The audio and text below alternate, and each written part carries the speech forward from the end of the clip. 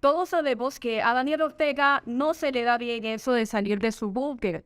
6 casas que confiscó en los años 80 y que convirtió en su fortín y residencia familiar bajo vigilancia policial extrema. Es ahí el único lugar donde se siente seguro. Tanto que se adelantó a la pandemia de COVID-19 y desde 2007 él ya se había autorizado eso de trabajar desde casa. Por alguna razón que al parecer está vinculada a las creencias religiosas poco convencionales de su esposa Rosario Murillo, Ortega se rehusó en 2007 a ocupar la casa presidencial, conocida popularmente como la Casa Mamón. La construcción de este edificio representó algo así como la cereza en el pastel del proceso de democratización y profesionalización del Estado que había iniciado tras el final de la primera dictadura sandinista. Costó $10 millones que fueron donados entonces por el gobierno de China-Taiwán.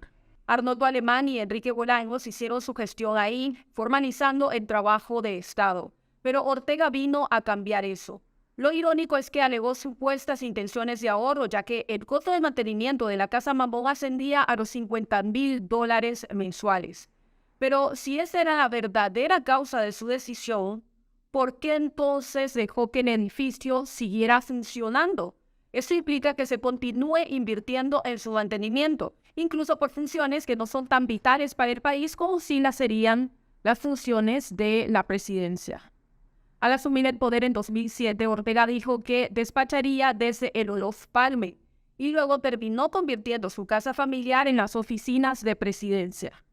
Al contrario de lo que dijo pretender, Ortega parece haber duplicado los gastos en este rubro, porque aparte de asumir el mantenimiento de la Casa Mamón, es altamente probable que todos o parte de los gastos y servicios de su residencia familiar se estén enlistando dentro del presupuesto general de la República y sean incluidos como gastos oficiales por ser en la práctica la Casa de Gobierno. Para darnos una idea, la Presidencia de la República se asignó este año el presupuesto de casi 500 millones de córdobas, y eso incluye la cobertura de lo que llaman servicios personales y no personales, suministros y bienes.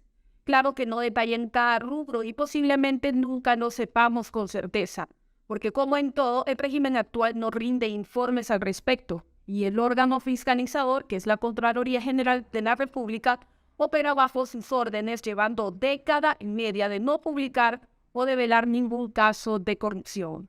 ¿Qué le parece a usted esta información? Comente y comparta nuestro contenido. Gracias por siempre estar pendientes de Nicaragua Investiga. Soy Jennifer Ortiz y hasta la próxima.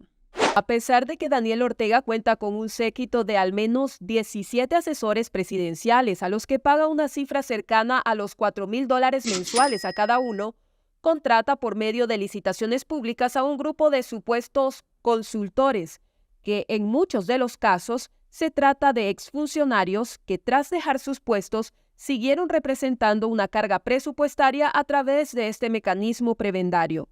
Desde 2018 hasta agosto de 2024, la presidencia emitió al menos 17 contratos públicos en los que se destinó 11.460.724 córdobas para un grupo exclusivo de 9 consultores que Nicaragua Investiga logró identificar a través de documentos oficiales. Los consultores presidenciales de Daniel Ortega son Orlando Salvador Solórzano Delgadillo, exministro de Fomento, Industria y Comercio; Emilio de Jesús Rapachol y Baltodano, exministro asesor del presidente de la República para temas de energía con énfasis en fuentes renovables; Frank Eduardo Matus Rodríguez; Carlos Augusto Núñez Chávez; Roy Edgardo Mejía Thousand; Luis Fiallos Porras; María Belén Moncayo Benalcázar, exembajadora de Ecuador ante Nicaragua; Andrea Elena Castillo Narváez y Juan Sebastián Norori Ramírez. Los casos más curiosos son 3, los exministros y el esposo de una ex viceministra. Roy Edgardo Mejía Thousand es un ingeniero contratado como consultor en temas energéticos con énfasis en energías renovables. En 2018 obtuvo un contrato por 757.210 córdobas. En el año 2021 y 2023 fue contratado nuevamente, cada contrato por un monto de 757.128 córdobas. Estos 3 contratos sumaron más de 2.270.000 córdobas. Mejía Thousand es gerente general de proyectos de la empresa nicaragüense de electricidad Enel y está casado con Lorena Amanda Lanza Espinosa, quien en 2023 era viceministra de Energía y Minas. En las publicaciones de los contratos, ella aparece como proveedora del Estado, pero su esposo resulta ser el beneficiario final, un evidente caso de tráfico de influencias. La presidencia contrató a Mejía Thousand como consultor en temas energéticos con énfasis en energías renovables después que Emilio Rapacholi Baltodano puso su renuncia como ministro asesor de Ortega para este mismo tema, alegando retiro por jubilación el 22 de junio de 2021. Pero aquí vamos al otro asunto extraño. Rapacholi también aparece como consultor después de su renuncia. Ganó 2 contratos que rozan el 1.000.000 de córdobas. El primero se lo dieron en julio de 2021, días después de su supuesto retiro por jubilación. En esa ocasión se llevó a su bolsillo 901.054 córdobas para asesorar a Ortega en temas energéticos con énfasis en energías renovables.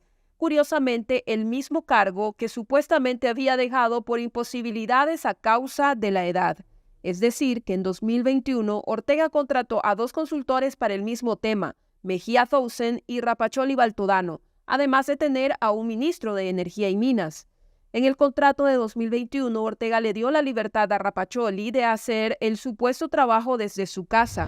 El monto se pagó en cuotas mensuales por un periodo de 12 meses, es decir, Rapacholi cobraba un cheque cada mes de 75.000 córdobas, asegurándole estabilidad de ingresos. El segundo contrato se lo entregaron el 26 de julio de 2023. En esa ocasión le pagaron la misma cantidad, 901.054 córdobas. Los 2 contratos suman 1.802.108 córdobas. Otro exministro que Ortega contrata para asegurarle un ingreso económico y privilegios es Orlando Salvador Solórzano Delgadillo, quien fue removido de su cargo el 1 de marzo de 2022 como ministro de Fomento, Industria y Comercio por supuestos problemas de salud. Él figura como uno de los consultores mejor pagados por la presidencia. El 5 de abril de ese mismo año, los problemas de salud no le impidieron a Solórzano Delgadillo ser contratado como consultor para temas de comercio internacional e integración económica para la presidencia de la República. Le pagaron por un año 1.211.915 córdobas, según la licitación pública. Cada mes cobraba un cheque de 100.992 córdobas. El pasado 21 de febrero de 2024, Solórzano Delgadillo fue contratado nuevamente para la misma consultoría. Cobró 1.211.915 córdobas.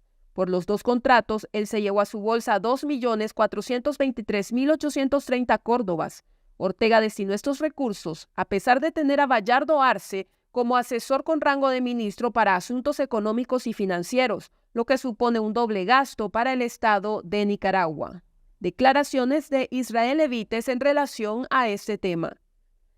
Para la dictadura, la figura del asesor presidencial es una especie de basurero VIP, en donde funcionarios de alto nivel son descartados y apilados para que no hagan ruido y, en casos excepcionales, estén de reserva para alguna eventualidad. Me gustaría que pensemos en la evolución del perfil de los funcionarios del régimen. En una primera etapa, aquella que le llamaban el populismo responsable, Ortega requería de funcionarios con cierto nivel técnico y capacidad de raciocinio. Esto con el fin de presentar resultados positivos que de alguna forma justificaran el gradual desmantelamiento institucional que iba llevando a cabo. Luego, a medida que se fue afianzando, la dictadura fue optando por funcionarios aún más serviles, con nula capacidad técnica, pero dispuestos a seguir las órdenes de Ortega, aún las más inescrupulosas. Y luego viene una tercera etapa, y es el desplazamiento de los incondicionales de Daniel Ortega por los incondicionales de la vicedictadora Rosario Murillo. En estos movimientos hay fichas que saben demasiado y no las pueden simplemente dejar ir. Es ahí en donde terminan estos funcionarios siendo nombrados, y abro comillas, asesores presidenciales. Y lo digo entre comillas porque esta gente ni asesora a Ortega y ni Ortega es presidente.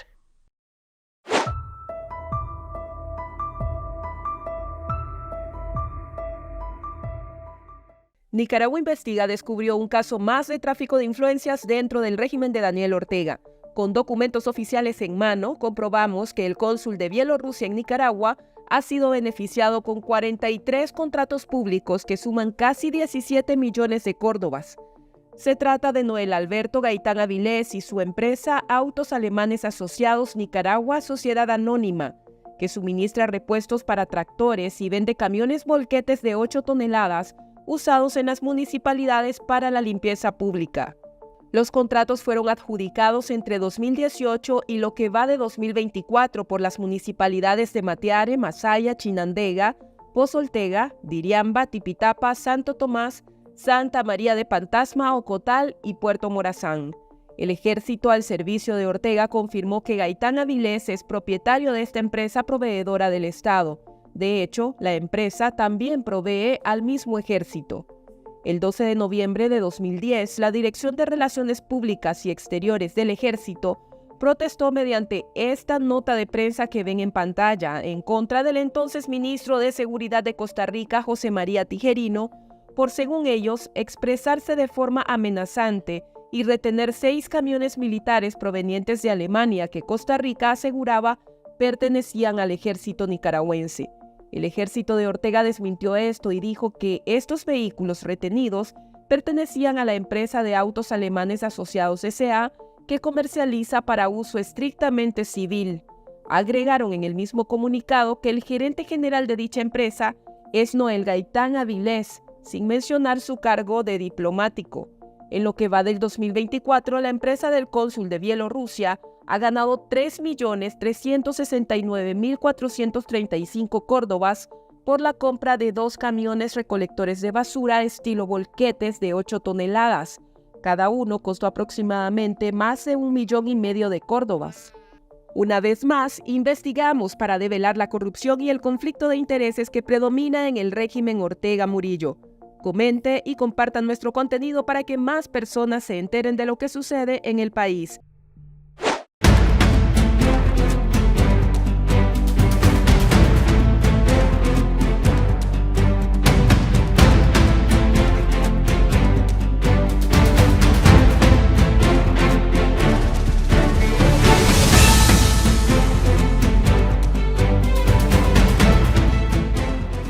Como muchos saben, el ejército de Nicaragua está metido en grandes negocios.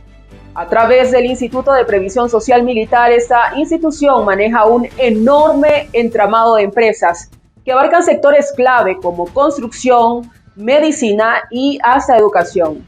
Sus vínculos y su fidelidad ciega con el régimen no solo les da una gran ventaja competitiva debido a beneficios fiscales y preferencias, sino que también excluyen a otros proveedores del mercado, haciendo competencia desleal a través de la asignación de contratos del Estado, saltándose los requisitos de ley y transparencia y parasitando los impuestos de los nicaragüenses. Así lo confirmó una investigación de Nicaragua Investiga y Café con Voz, que revela y saca a luz pública más de 400 contratos que el ejército y sus empresas hicieron con el Estado, embolsándose las Fuerzas Armadas alrededor de 16 millones de dólares en una década. En este video le vamos a mostrar a ustedes los principales hallazgos de nuestro equipo de investigación. Antes queremos decirles que esto es solo la punta del iceberg. Nuestro equipo de investigación tuvo que detener la búsqueda porque siempre aparecían más y más contratos bajo los mismos mecanismos y procedimientos de opacidad y no teníamos más tiempo para procesar tanta información. Estas empresas venden prácticamente de todo al Estado, desde materiales de construcción, medicinas, paquetes alimenticios y escuche bien, oiga lo absurdo y irónico de esto, el ejército se vende a sí mismo las botas y el uniforme. Lo hace a través de Industrias El Toro, conocida como La Chontal en Nicaragua, una empresa más del emporio de empresas de los militares que le provee al Ministerio del Interior, que es el rector de la policía sandinista, y también se lo provee al mismo ejército, los uniformes y las botas que utilizan los soldados y oficiales, siendo este un evidente y obvio conflicto de interés. Las carreteras que tanto presume el régimen y que hacen creer a la gente que construyen para beneficio de ellas, benefician primero y en mayor medida a varias empresas constructoras del ejército como Obrinza, Concreniqui o Viasa, empresas que ofrecen servicios como producción de adoquines o la construcción misma de las obras. Entre más carreteras construyan, más dinero se embolsa este emporio militar empresarial. Estas empresas también se han encargado de la construcción de escuelas y hospitales. Otra de las cosas que venden como buenos gestos para los trabajadores del Estado es la entrega de canastas alimenticias en Navidad y útiles escolares para los hijos a inicio de año. Todo esto se compra nada más y nada menos que en Cervexa, el poderoso supermercado del ejército sandinista. La Universidad Americana UAM vende cursos y programas de formación a personal de instituciones del Estado. PETESA, la ferretería del ejército, es la principal proveedora de la Alcaldía de Managua y otras instituciones públicas. Farcosa, distribuidora farmacéutica vinculada a las empresas militares, vende las medicinas a los centros de salud y hospitales públicos. La lista es enorme. Nosotros detectamos 11 empresas contratadas por al menos 83 instituciones públicas. Los contratos están disponibles en nuestro sitio web para que usted los descargue y pueda corroborar esa información por su cuenta. Son documentos oficiales, girados por el mismo Estado. De esta forma es muy fácil entender la fidelidad del ejército al régimen sandinista. Y no perdamos de vista un dato muy importante. La constitución política aprobada a voluntad y antojo de la pareja dictatorial establece que Daniel Ortega es el jefe supremo del ejército y de la policía sandinista. Pero además es la máxima autoridad de todas las entidades públicas en Nicaragua, por lo cual Ortega, como presidente omnipotente, se contrata a sí mismo como jefe del ejército en una corrupción absolutamente desmedida y sin comparación alguna, con un fin muy pero muy sombrío: comprar a las Fuerzas Armadas para sostenerse en el poder a punta de represión y terror. Los medios independientes seguimos develando la corrupción. Esta investigación fue hecha con mucho esfuerzo y fue dirigida por un periodista bajo anonimato. Nuestra existencia es crucial para documentar, denunciar y exigir transparencia. Gracias por ayudarnos a que más personas conozcan esta investigación compartiendo este contenido. Esta fue una alianza estratégica e informativa entre Café con Voz y Nicaragua Investiga.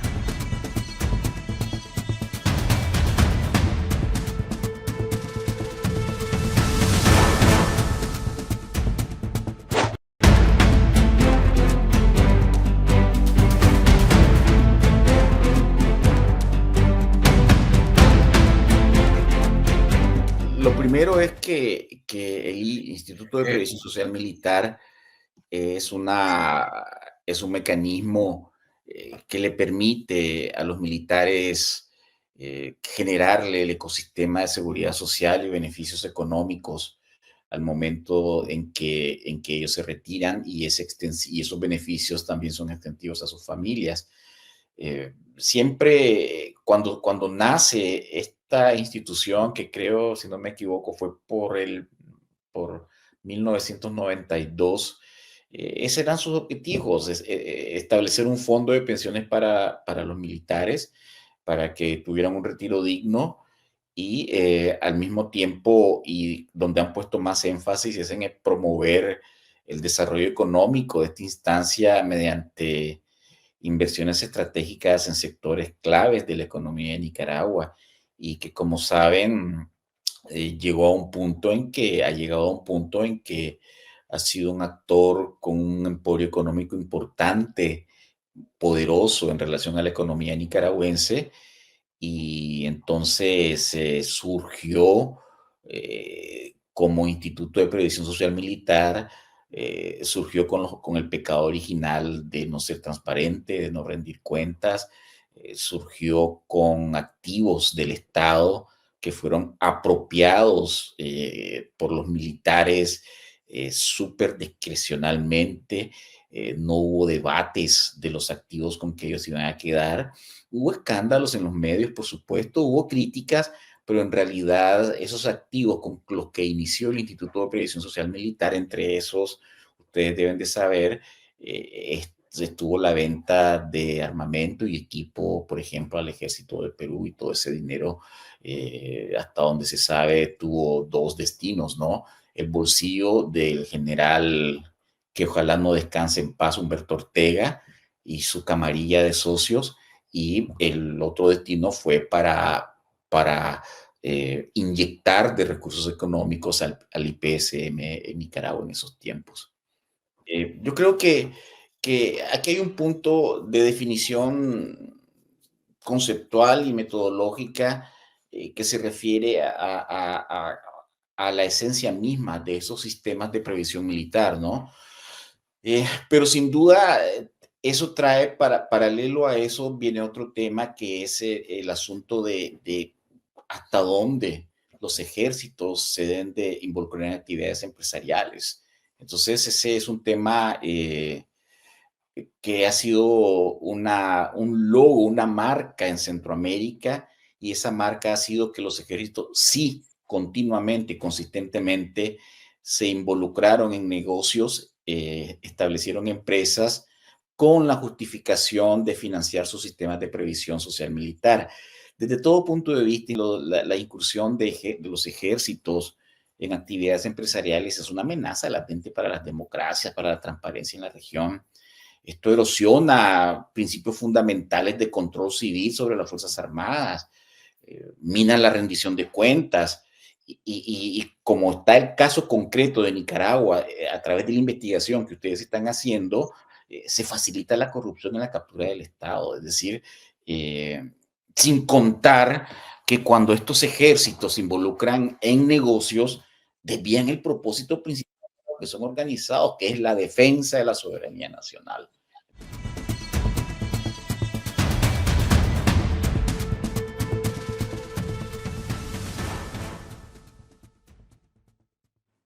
No, absolutamente no. De hecho, nosotros en los tiempos de que existía el Instituto de Estudios Estratégicos y Políticas Públicas, nos dimos a la tarea de elaborar un reportaje de investigación sobre los negocios del ejército.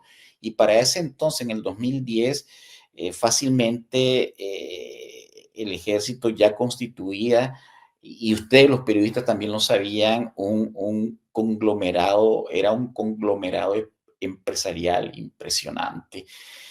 ¿Y qué sucedía con los empresarios? Los empresarios sabían de que esos negocios se cimentaban bajo reglas diferentes a las reglas que tenían los empresarios en Nicaragua. ¿Y cuáles eran esas reglas?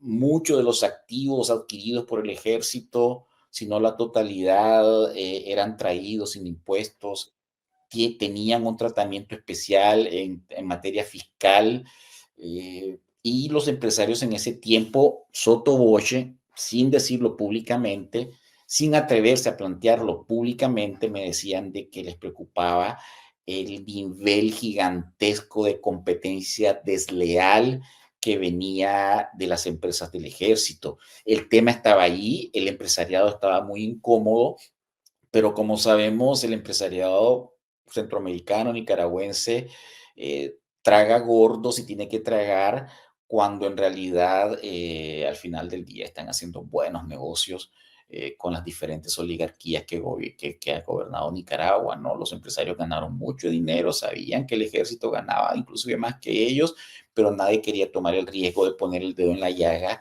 hablando públicamente sobre esta situación que no tiene precedentes ni siquiera en América Latina, de la cantidad de negocios y empresas que opera el ejército sandinista hasta el día de hoy.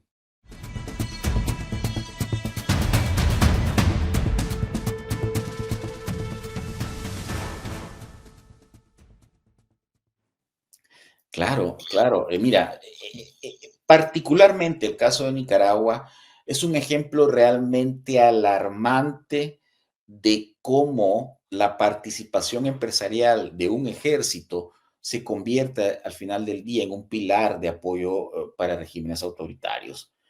Bajo la dirección del régimen Ortega Murillo, el ejército de Nicaragua ha continuado consolidando el entramado empresarial y este entramado empresarial se difiere o se diferencia más bien de lo que venían haciendo antes, porque ahora sí es una extensión descarada del poder político, y esto se da en un ecosistema absolutamente de corrupción total, de empresarios, plecas, generales, oligarcas que se interesan solo en sus negocios en desmedro del bienestar ciudadano.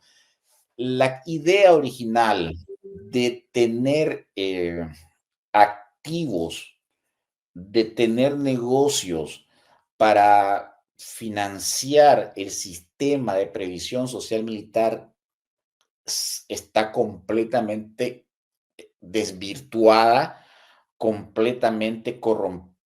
es completamente corrupto, y ahora la base de este entramado empresarial del ejército tiene mucho más que ver con apropiación indebida de la riqueza, ventajas empresariales para la oligarquía militar y el grupo y el círculo de oro, el anillo de oro que está alrededor de la familia Ortega Murillo. Es un modelo y creo que sin dudas yo les diría que es el modelo de gestión de un instituto de previsión social militar más corrupto que hay en América Latina, sin dudas. Esto no creo que no es nuevo. Lo que me impresiona es ese hallazgo que han hecho ustedes, donde con seguridad ustedes demuestran que esa entidad corrupta militar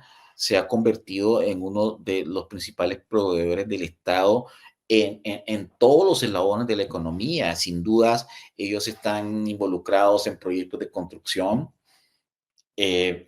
y parte de lo que nosotros descubrimos y de lo que otros periodistas con el tiempo también comenzaron a publicar, es que ellos abastecen la economía, la cadena económica de diferentes sectores económicos, por ejemplo, en la construcción, y esa era una de las quejas que me decían los empresarios de la construcción, pero como dije, calladito, no me digas mi nombre, era que te tenían la ferretería que importaba el cemento, el hierro, el otro, sin pagar impuestos, exonerada de impuestos porque era un negocio del ejército, te tenían la constructora y luego te tenían la capacidad de presionar a los civiles cuando ellos ambicionaban algún lugar que ellos habían decidido que era conveniente para construir residenciales. Ustedes saben que en Nicaragua hay diversas residenciales, inclusive que fueron construidas en zonas boscosas que no debieron ser construidas, pero el lobby del ejército siempre triunfó ante eso. Entonces, ahora en un entorno corrupto, que ustedes saquen un trabajo con evidencia empírica de cómo el ejército continúa fortaleciendo su control sobre la economía de Nicaragua de manera corrupta, es fabuloso, porque esos son elementos que ayudan a que nosotros, lo que estamos yo no estoy en el exilio, lo que estamos viendo fuera de Nicaragua, tengamos elementos que mostrarle a los gringos, pues, porque los gringos en el departamento de Tesoro, lo que te dicen, pero ¿dónde está la evidencia? Quiero los datos, quiero las fuentes. Y entonces este trabajo periodístico que hacen ustedes, de esas más de 400 contratos que ellos se han apropiado desde el Estado, ayuda a hacer entender, a dar mejor entendimiento de por qué no se va a debilitar al régimen si no se ataca de manera puntual los intereses del ejército sandinista.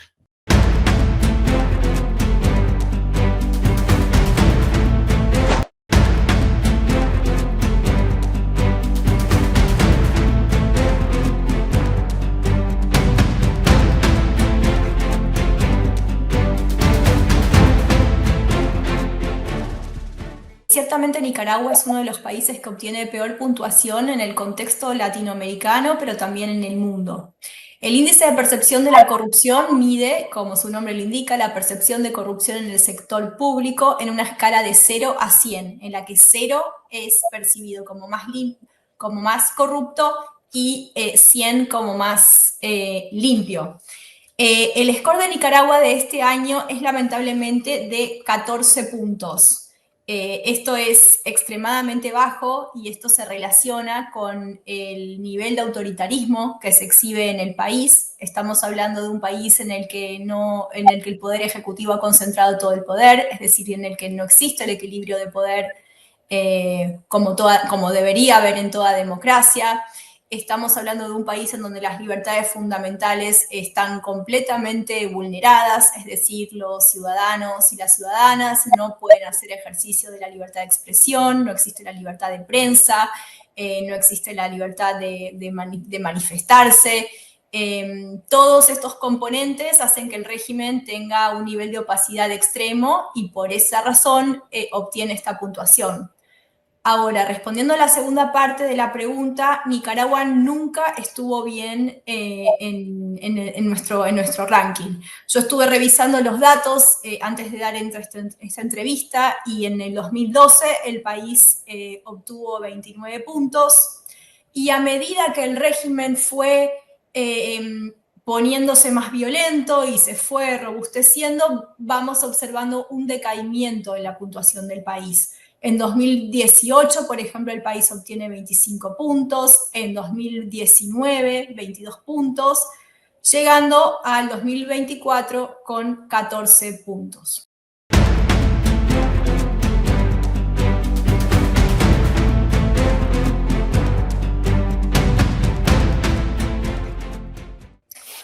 La corrupción tiene muchos costos, pero yendo al económico, hay muchos. Por un lado, la corrupción a estos niveles afecta el clima de negocios. Las empresas no quieren invertir en países que no son confiables, donde no hay transparencia, donde las reglas del juego no son claras y hay mucha discrecionalidad. Esto hace que países como Nicaragua atraigan capitales de índole corrosiva, es decir, capitales que no respetan los derechos humanos, que no aportan calidad, que no aportan valor humano al país o que violan también las reglas, por ejemplo, ambientales. El costo de la corrupción económico en un país pobre como Nicaragua hace que el Estado no tenga recursos para poder brindarle a los ciudadanos servicios de calidad como educación, salud, carreteras, etc. Por lo tanto, afecta completamente el goce de los derechos humanos. Cuando las cúpulas militares y la policía también son corruptas, estamos hablando también de que la corrupción está fomentando la violencia, el Estado no está cumpliendo con su deber, que es de proteger la vida de las personas, sino que está beneficiando a una élite política en detrimento de toda la población.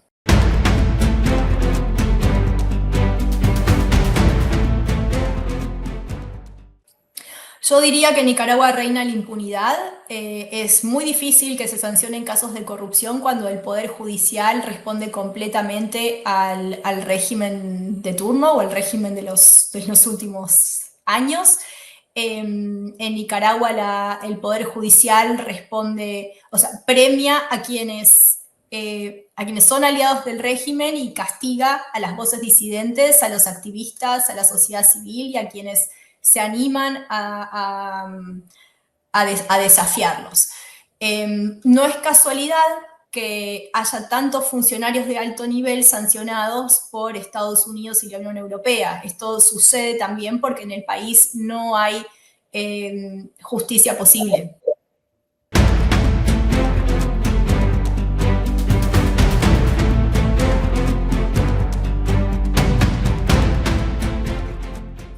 Es muy difícil encontrar información sobre esto. Lo que sí puedo decir es que no responde a los estándares internacionales, la información es opaca, es poco confiable y existe un nivel de discrecionalidad muy alto. Es común en estos contextos que la competición en las licitaciones públicas no sea real, sino que responda a, sino que favorezca, mejor dicho, a las empresas y aliadas al régimen en detrimento de las otras.